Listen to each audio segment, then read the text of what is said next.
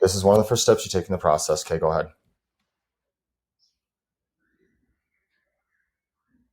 This is one. Okay.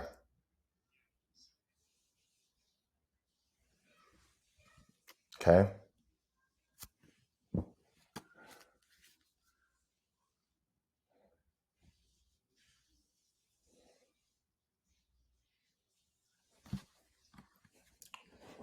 Okay.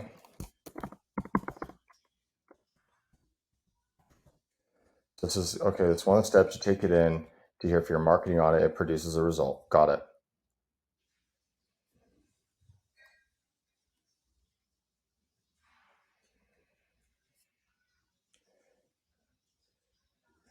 So I'm going to repeat things back to you. I hope you understand. You need to take this result, all of this information. It needs to somehow go somewhere after this for you automatically. Okay. Got it. Go on.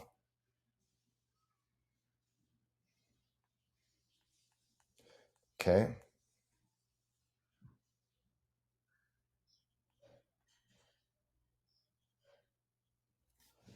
Mm-hmm.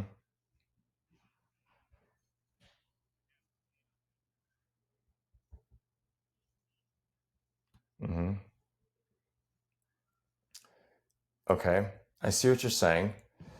And I like that. Crawl these different sites to make up the 105. Okay.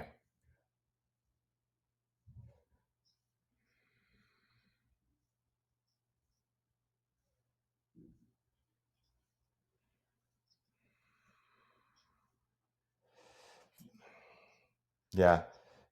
Let me talk to you a little bit about it because this will help you understand a little bit. So you're looking at basically you want a single step motion where you plug in the URL and it's going to pivot to, let's say, potentially 105 different groups that you work with that are open source tools. But because of the nature of what you do, it's your proprietary product because of your gift. Then you're basically having it analyze in all these different websites. And ideally, it's taking that information, putting it individually into a database. I'm assuming here. I'm assuming things because we can restructure it later, putting it into a database for analysis. And that database potentially could take all those 105 steps for you and then amalgamate it into whatever reporting structure you want to see.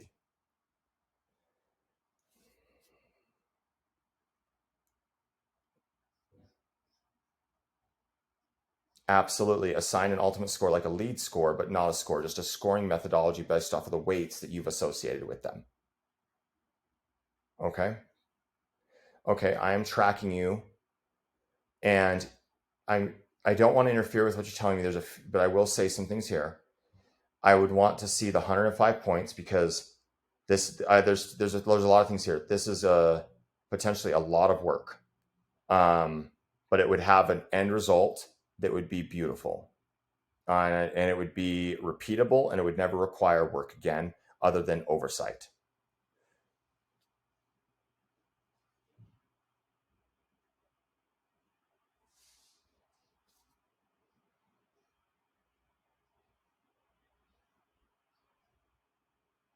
Mm-hmm.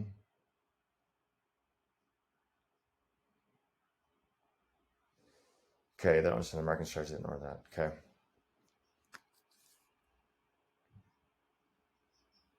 Mm-hmm.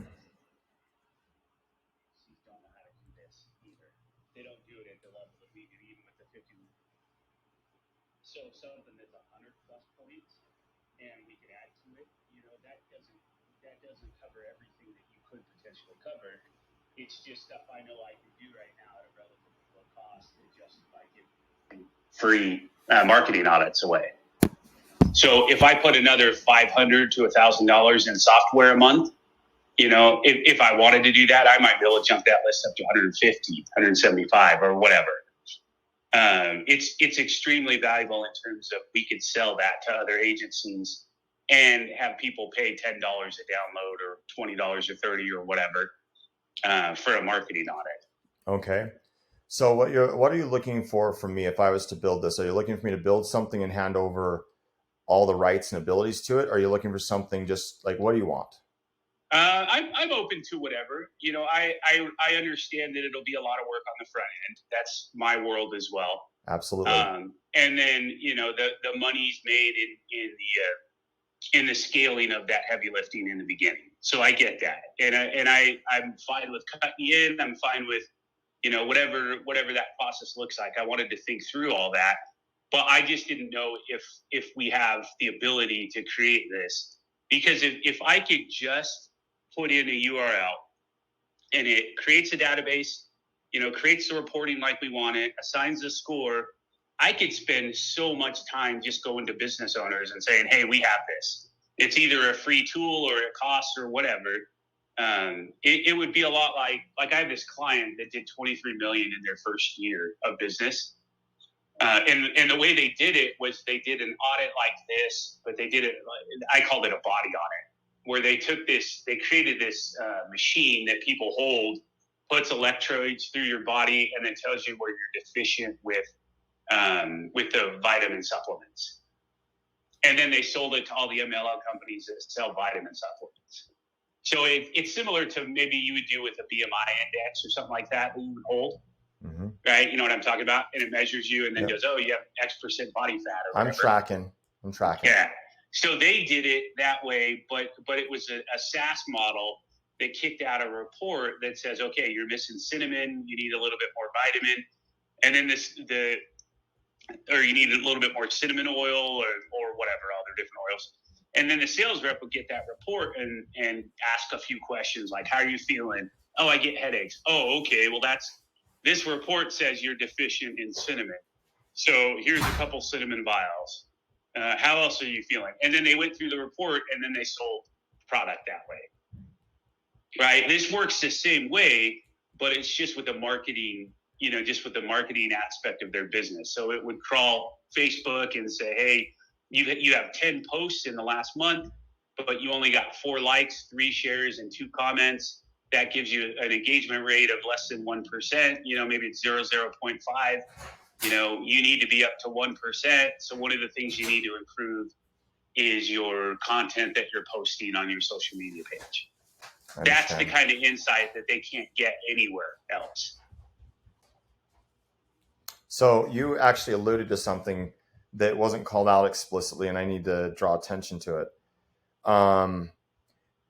This is one sample going into this URL site that does this thing, but it sounds like you don't just need the ability to connect with something that's already been created. You need the ability to do a manual action from scratch to go out and collect the data. Yeah, in some cases, not a bunch, but in some cases, yeah. Most of the stuff that I chose is software based, like the example I gave you before. But there's some things that require a higher level. Now, we might be able to go into Facebook reporting and crawl the reporting features that it already has and get some of that information. I haven't dug that deep yet because, again, I don't know if this is a pipe dream or, right now, what my assistant does is he just goes into their Facebook page and he counts the last 10 posts.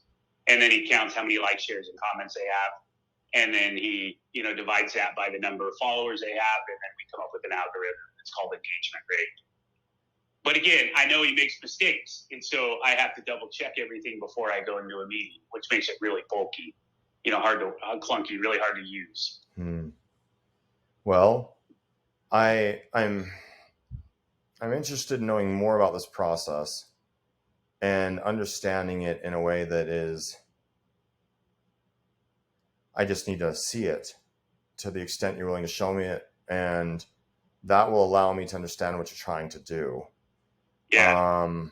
Because right now I have a very gray picture of something I need to be high definition. Yeah. That's why I'm saying I don't think showing you immediately would help you, no. But what I can send you is the spreadsheet of the sources and then show you kind of and tell you on the spreadsheet quickly what kind of data I'm trying to grab from those data points. And then that might give you a better idea of what kind of scraping, what kind of intelligence the AI needs to have to produce the results. Okay. Have you considered, when you're looking at this, I know that you're the expert in it, and I ask this with respect to you, the Pareto principle, if you looked at what things matter the most of these different metrics you're doing, which ones are actually your best indicators? Yeah, and this has been my number one source of lead gen for probably 10, 12 years, a long time. I made a lot of money off of this in terms of growing my marketing agency, but I haven't automized it and I haven't gone to that next level. So, yeah, I mean, yes and no is the answer to that question. There obviously some things have a higher weight than others, but what's valuable here is that reporting. And so the more transparency, the more insight, because remember, business owners treat their business like it's their kid, right? And you go to a doctor's office, the more you can learn about your kid's health, the better experience it is for you. And that's the way these business owners look at it. They want to know, they want to see stuff in there that they don't know how to find. They don't know how to get. And then the reason they hire me is because they don't know what that stuff means or how to move the needle with that information. So the more that's on there, in most, it's better for them. And that stuff will come and go. Different tools become available. Something that costs money right now might be offered free down the road. So there would be this a need to change some of these variables, but not anything too crazy. The heavy lifting is definitely going to come on the front end. So, no, absolutely. The heavy lifting, the initial structure will be the upfront cost and build out. The research and development has a cost to it as well. So, what I would look at initially, I would give, of course, respect and take the time to look over your spreadsheet to give you an initial, quick analysis of what I'm thinking. And then you decide if it's something we want to pursue. And there's ways that we can navigate that together that would make sense to both of us. But I would deeply like to see what you have and examine it thoroughly, to take a look at it. Because some things, for instance, they may provide a great deal of weight, but it's not that we can't do all of this. Let me be very clear on that. We can. Like everything you're dreaming of, we can do. Yeah. It's just a matter of the cost behind it, if it makes sense for the overall revenue flow it would create for you. Right. Okay. Therefore, this is really useful. This is really helpful. This has helped me paint a picture a little bit. I'm looking at the fact that you need hands, as I'll put it, to touch things and to work with and manipulate data in the environment. You need, on the inside too, you need a system to work with that and manipulate that data and to turn it into something that you like on the inside. And kind of a bit of a picture you painted for me too, related to all this, is that you have so many data strings intentionally because of, if I understand you correctly, it creates information overload for the end user. So I don't want to deal with this. I can't even handle this. Let us handle it. Yeah. Yeah. What it does accurate? Is position me as, exactly. It positions me as a thought leader and an industry expert. I come in with 20 years experience and 150 clients that I've done marketing for. So each one of those data points, if they don't understand them, not only can I teach them what they mean, but I can tell them what 10 other businesses did, to solve those problems. And they're they could be businesses like Utah.com and Hallmark and LDS Church, big stuff. Okay. Or Pete's, garage door repair, it's scalable with what you offer. Yeah. And that's the value. So once they see that, then typically, they want marketing help. Okay. Now, there's a few things I'm taking out of this. One of my partners is coming over this evening for dinner, and if I discuss some of this with him, would you be okay with that? Yeah, that's fine. I trust you. Okay, no. And I trust this gentleman. And we're trying to articulate ways that we can help. And obviously we're looking for how do we create that value.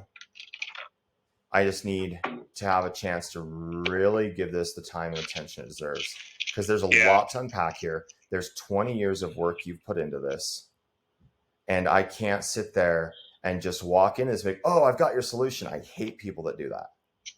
Yeah, I do too. When they sit there and they talk out their ass. I don't do it with marketing either. Absolutely.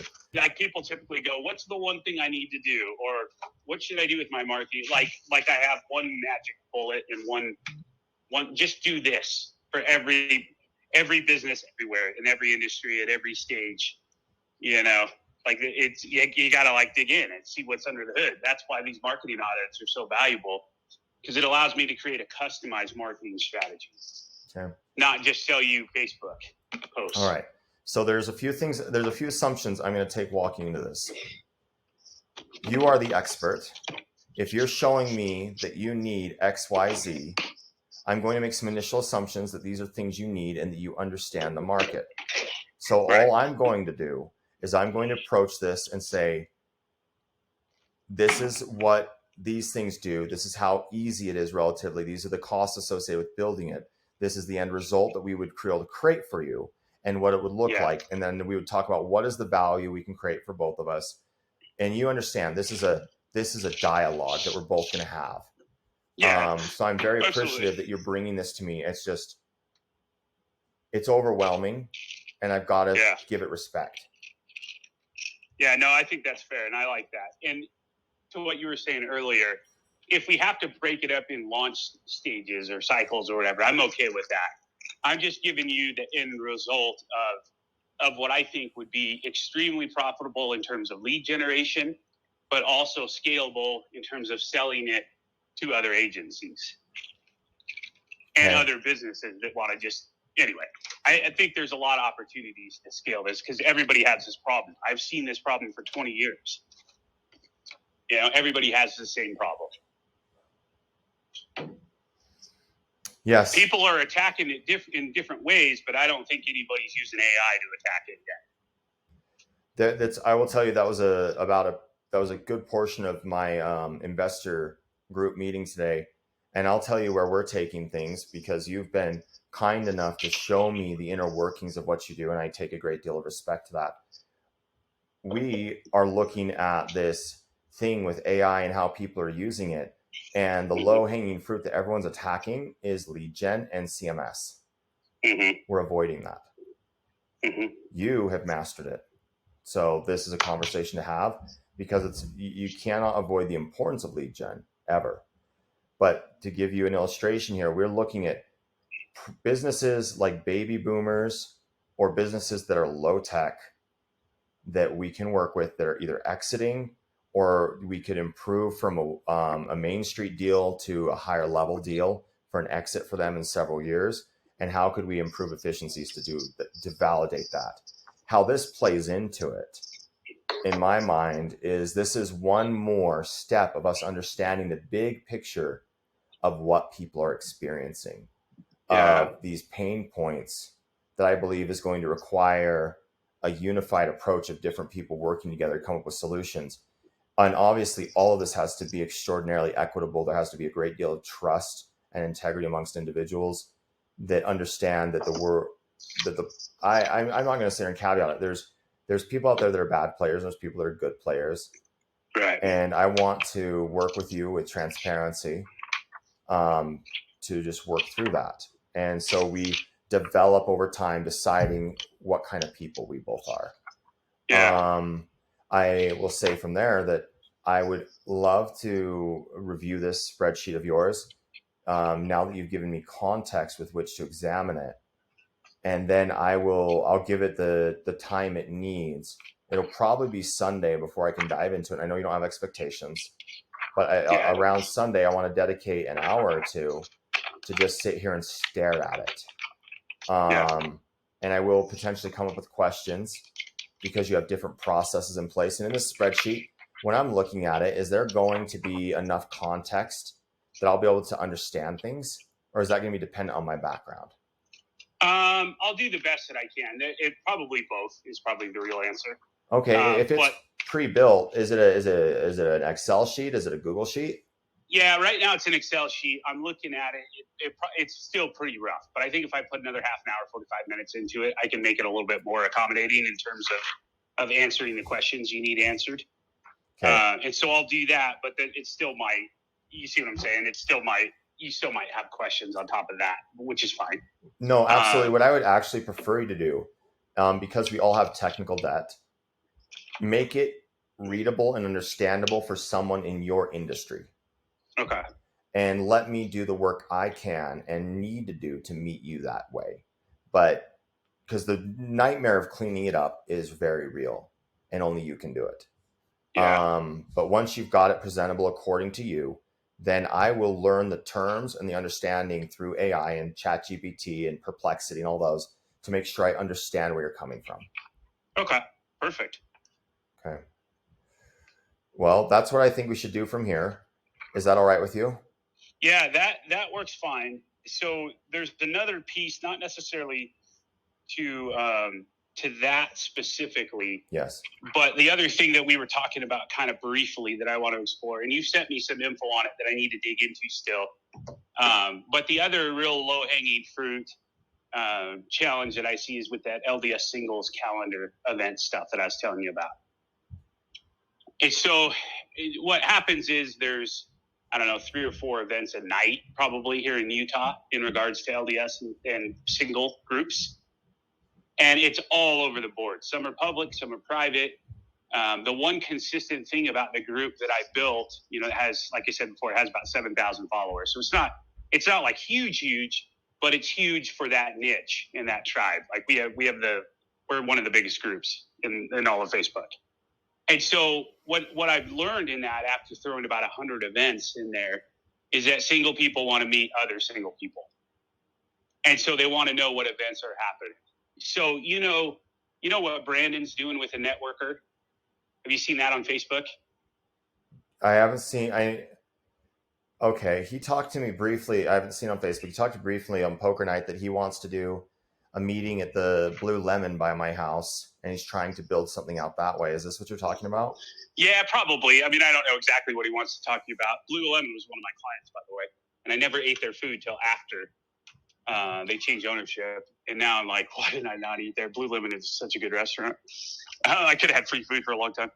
I think what Brandon's going to talk to you about, if I had to guess, is that he's creating a Facebook group that's basically going to be a home for a whole bunch of networking events. It wins for him because these are all groups that are using his networker app. Yes. So and then he's making money off transactions and things like that. So the more people that he can help get to these events, the better it is for the event organizer and for Brandon and his software. So he's creating a home where people can post all these events, and the user like me can just log into his Facebook group and plan out their week of events. So that's what I've been working on with LDS singles specifically. But the problem is all his stuff is mostly public stuff, right? Because they want people to come, and their groups are mostly public. Where Facebook, some of these groups are set to private, not because they don't want people to come, but because they don't know the difference and didn't know the difference when they set it up. And they don't know how to publicize their events. So there's nobody really that's collecting all of these events and putting them in one place. May I pause you and may I hit a pain point that you're going to be able to just totally target me with? Sure, yeah. My aunt posted her husband's death on Facebook somewhere, and no one knew until today. And the whole funeral and everything is today and tomorrow. Yeah. From this very problem. Yeah. Thank you. Continue. Yeah. And so that's typical. Obviously, not everybody checks Facebook, and some people are not tech savvy. They don't know where to post it, all that kind of stuff. So the easier that you can make that process, the more visibility it's going to get. And that doesn't necessarily have to be on Facebook. It could be an app. It could be a website. It could be, whatever. I've seen a few people try, but they either didn't understand how to develop software, or they ran out of money, or whatever. So there's nobody that's really taken over this niche. And again, it's a scalable niche. This happens to be an LDS tribe specifically, but there's lots of Christian singles. There's lots of singles. There's lots of real tribe specific groups of people that are looking for love. And they're on looking for love. So you're focusing, no, let's be accurate here. You're focusing on, in general, the niche in this second idea is singles communities, specifically on Facebook. Is that accurate? Yeah, and LDS specifically, because that's the tribe and the niche that I've built, and I have a pretty strong reputation in there. And so I know I can get people to contribute and follow along right away. But whatever systems we build, I know we could scale it to other tribes. That was my ask. Yeah. Is that if you're talking about this and we can replicate it to other networking groups, i.e., the people that are bluntly getting ready. This is very interesting to me because of mergers and acquisitions. A lot of them operate on Facebook more than LinkedIn. That's also because LinkedIn is going to become so saturated in the near future with AI. But Facebook is pretty bolted down. I need to look into this and how we can crack it because they use a lot of AI and meta to block you from doing stuff. Yeah, that's the worry that I have too. So it might be where you just say, "Hey, this isn't going to work. This is too far fetched." But both of these ideas, in terms of exploring AI, both of these ideas, I know we could scale and make really good money from because nobody else is solving these problems. Most of these singles people that are putting on events are not tech savvy, and they're just honestly looking for someone they can meet and fall in love with, and then they don't do much more after that. So if we could provide some level of stability that's like a regular, hey, check this out, people will come and do it. They'll just save it as a bookmark or download it on their phone. And then when because how it typically works is your ex or whatever takes the kid for the weekend, or every other weekend you can be social because you don't have your kids. And so when that happens, then they're like, oh, okay, what am I going to go do? And if we could provide a platform that gives them options, like, okay, I can go to this game night and this dance, Friday, Saturday, and then Sunday I can go to a fireside or whatever. If you can give them a place where they can explore the options, then they're very likely to use whatever platform you provide to plan out their social networking. Okay. But you already have such a huge base there. Why? Yeah, we have like 7,000. Yeah, and it's people that are looking to us all the time for events and things. Okay. So who are your partners involved with this second endeavor? Just me. Just you. Yeah, I've had people want to help, and they come and go, but I own the whole thing, 100% of it. I've had other people talk to me about it in the context, I'm doing this with Mark, and they brought this up, so I'm just asking. Yeah.